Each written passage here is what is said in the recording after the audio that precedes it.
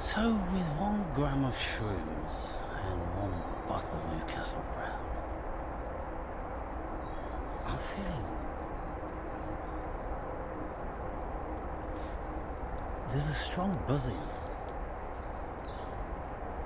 a strong vibration all over the body, and there's a propensity just to stare, dreamlike.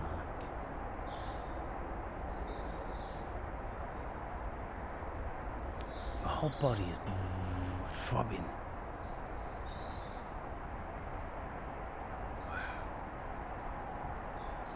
You see, it's difficult to know with dosage for certain things. There's been lots of occasions. I suppose it depends what I'm doing. If I'd have just been going about my normal day, going to the gym, playing my guitar and that, I don't think I would have noticed it anything like as profoundly. But yeah, there's this throbbing all over the body. So there's hardly any fungi around, and I never found much in this wood, to be fair, in any case. Now look at this. This is a giant ash tree, and it is huge.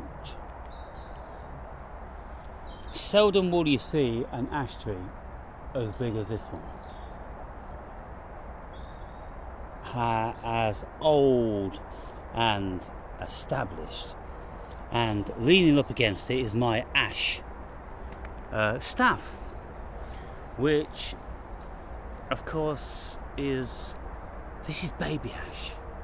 This is baby ash. This is mountain ash.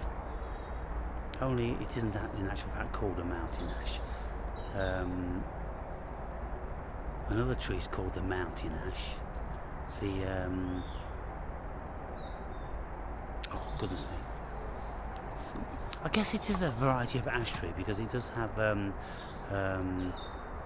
combined leaves, compound leaves. The rowan is called the mountain ash, but I've never seen a rowan anything like as big as this. Rowans generally are smaller trees, but I'm here now, and I'm like, I just feel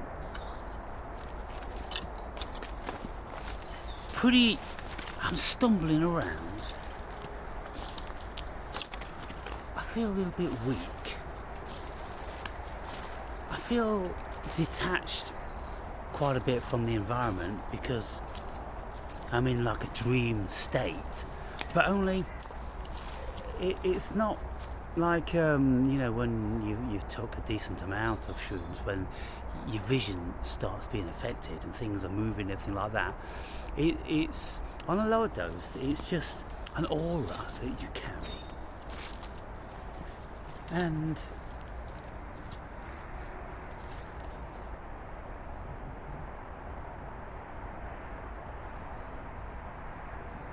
I'm looking at all the trees and I'm taking note of what they are. All the many varieties, and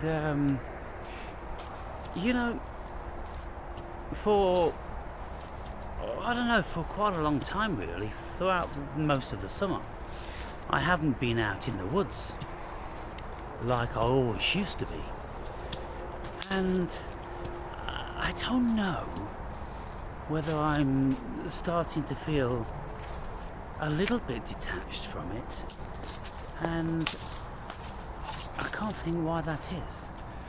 I mean, at this moment in time I have other interests. I have my music, and I'm doing a lot of reading, and so I'm pretty housebound, and if the sun's shining and I feel like going out, then I go out on my cycle and I just cycle through the countryside. But we go through stages, and I don't know why, but I'm not really being called into the wilderness that much these days. And I'm hoping that'll probably change as we go into the autumn and there is copious amounts of fungi which I can find, but I'm pretty limited these days as to where I can go. Mr. Nobody and I are no longer seeing each other because he's gone into one of his reclusions. He goes into these reclusions which can last a year or two, where he doesn't speak to anybody, and it's kind of bizarre. I don't know whether it's a form of depression, but he just doesn't want to communicate. He wants to be absolutely alone. And so, okay, there's times in our spiritual development where we have done this. Usually in the beginning, dark night of the soul. You go into, deep depression and a reclusion when you are effectively, you're no longer a caterpillar. You've gone into the chrysalis stage of development. But then after several years, we manifest into the butterfly. And then, I don't know whether it's that popular, whether people slump back into the dark night of the soul. I don't know anyone that's ever done that. But Mr. Nobody, he has the propensity to do that often. And, of course we're all different and it's all very curious. Gotta get over this barbed wire fence there.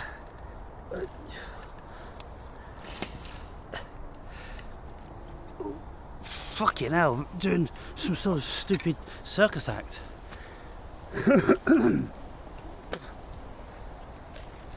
Yeah.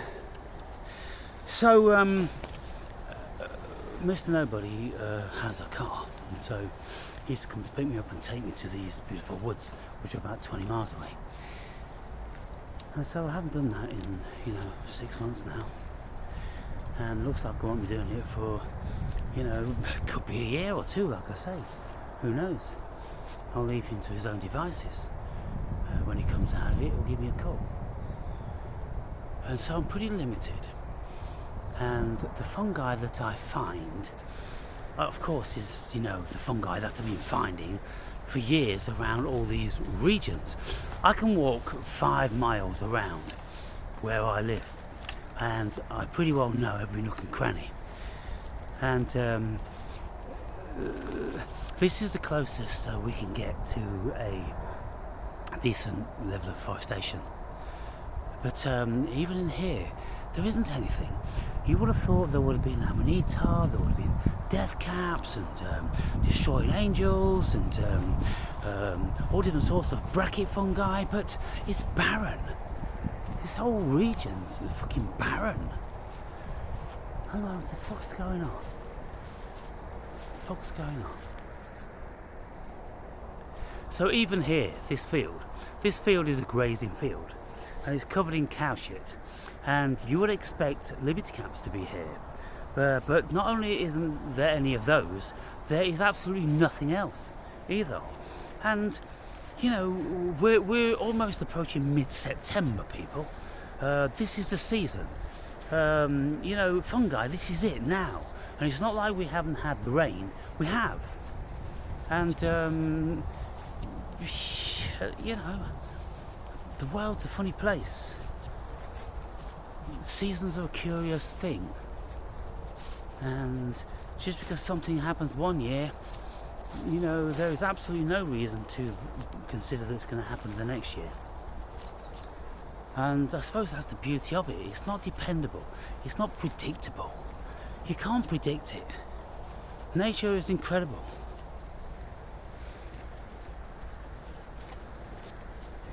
And so I've just found a few old little fungi of no significance.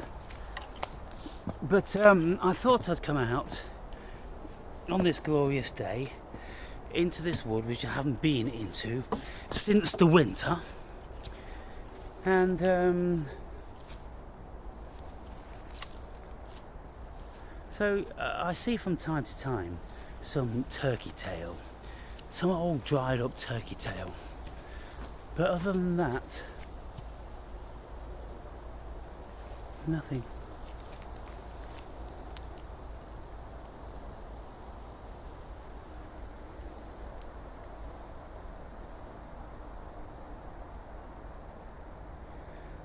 Pretty well stagnant, dull river with no flow, no life.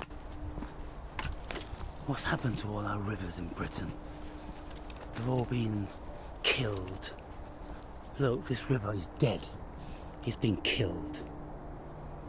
There isn't a single life form in there, probably. I can't see any fish, can't see any bugs. There's no plant life. Why isn't there any plant life? Because the water is vile. There's something in that water that's killed everything. And so things like that need addressing. And, you would think that, the globalists at this moment in time are addressing this stuff because they want everywhere to be green and this, that and the other. Great! Well, hurry up. But I would think you would have to compromise big business first and foremost. Instead of stopping all the pedestrians from crumpling the flora and fauna beneath their feet, you might want to stop big business from polluting the air and the fields and the waterways. And then you'll have life back. But you see, they have all these policies whereby they keep the pink ape out from all of these regions to enable regrowth and protect wildlife, and yet the rivers are dead as fucking dodos. And so they're not addressing that, are they? Okay, so it seems I'm coming out a little bit of my euphoria.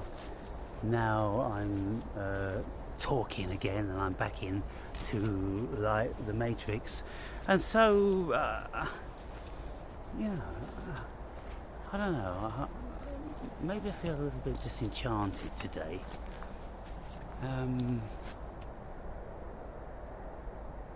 It doesn't have the usual luster for me. I don't know why that is. I don't know why that is.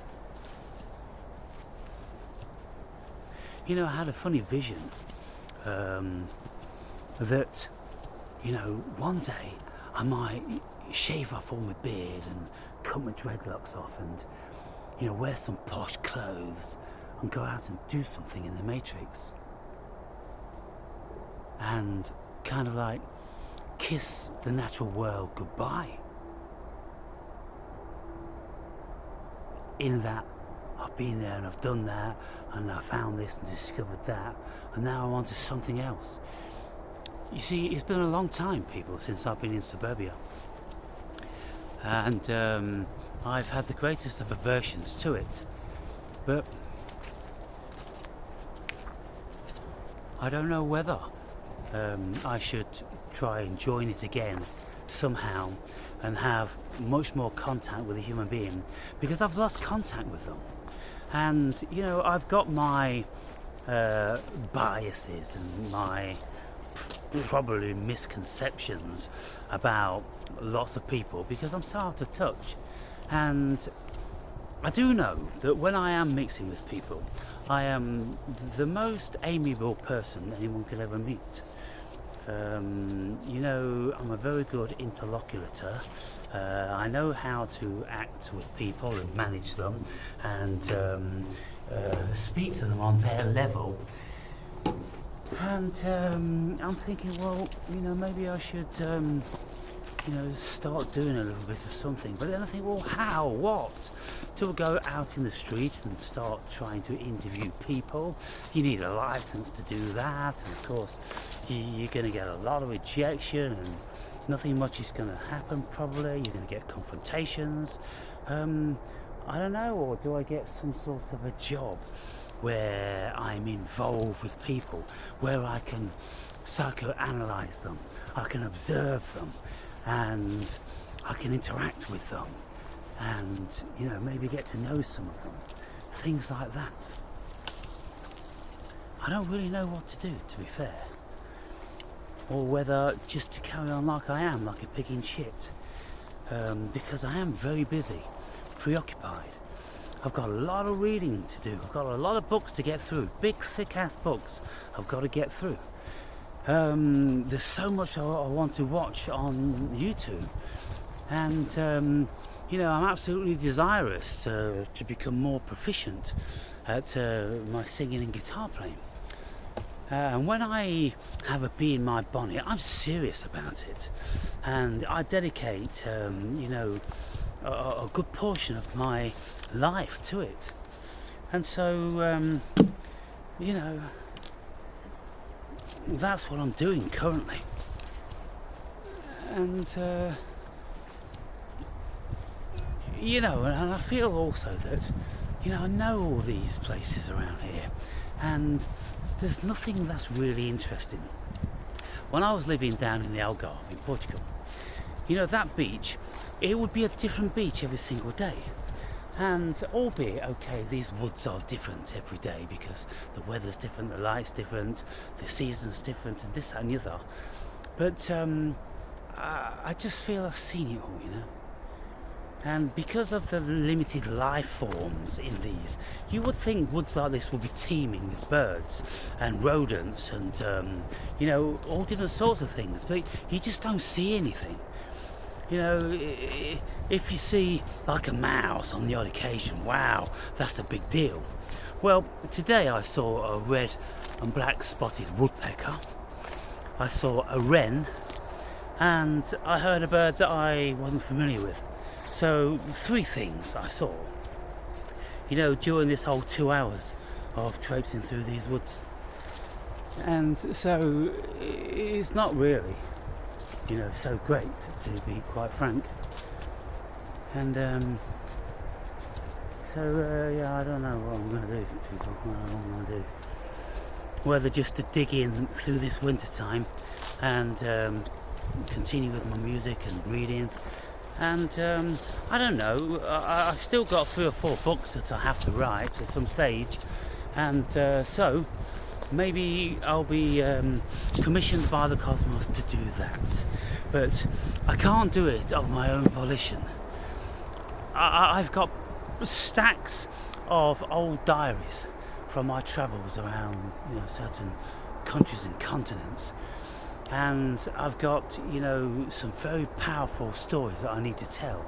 But I just can't conjure up the spirit to do them.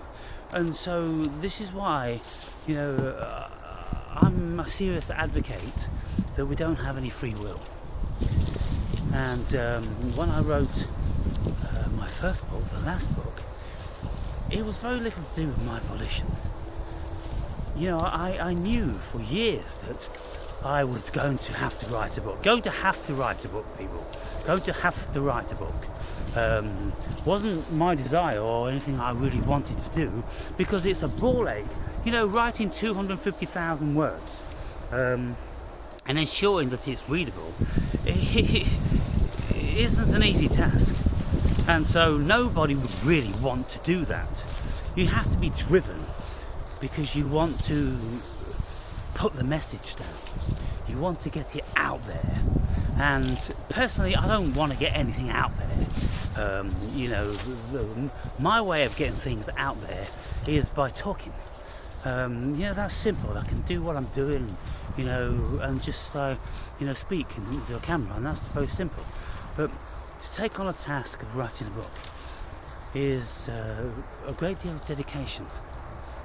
And so I'll have to broach that as and when and if it comes. If it doesn't, it doesn't. And that's just the way it is. Okay, people. So it was nice to get out under the large fluffy clouds, and in natural fact I haven't seen the clouds for a couple of hours since I've been looking at the woods, but there they are.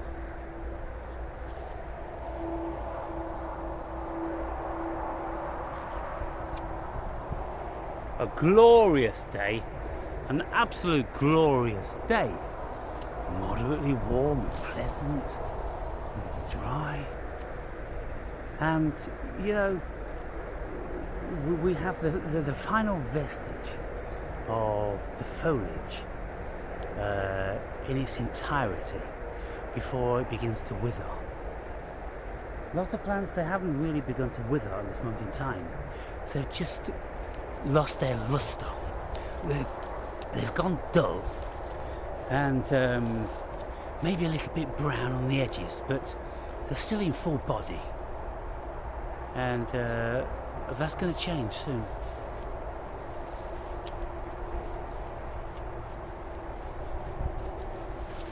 Okay, peeps, that'll be enough. That's 20 minutes on this video.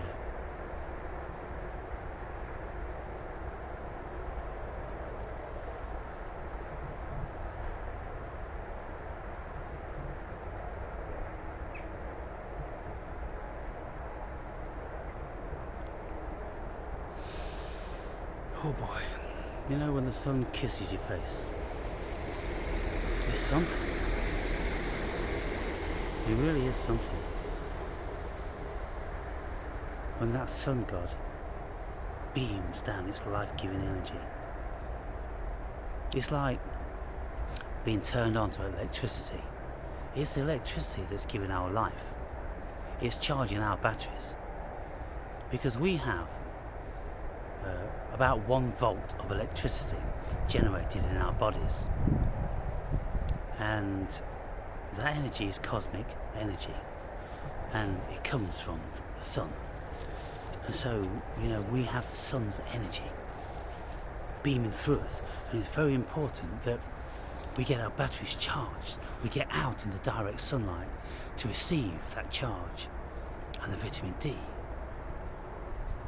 Because if we don't, we wither and we become anemic, and we lack a very important vitamin D, which isn't healthy for us. So we have to have our batteries recharged by nature. And so getting out in nature is a wonderful thing, and it's something that we must do. Anyway, I don't like to turn the camera off because it's so wonderful. It's so wonderful. And for those of you that don't really get out in nature too much, to see my environment, you see, I like watching people's videos. Sometimes viewers send me their videos, and I like to see what environment they're in. And it's kind of, wow, you've got that, and you've got this, and you've got that. Oh, I haven't got that and this. We've all got different stuff, yeah? So, anyway, I'll catch you guys later.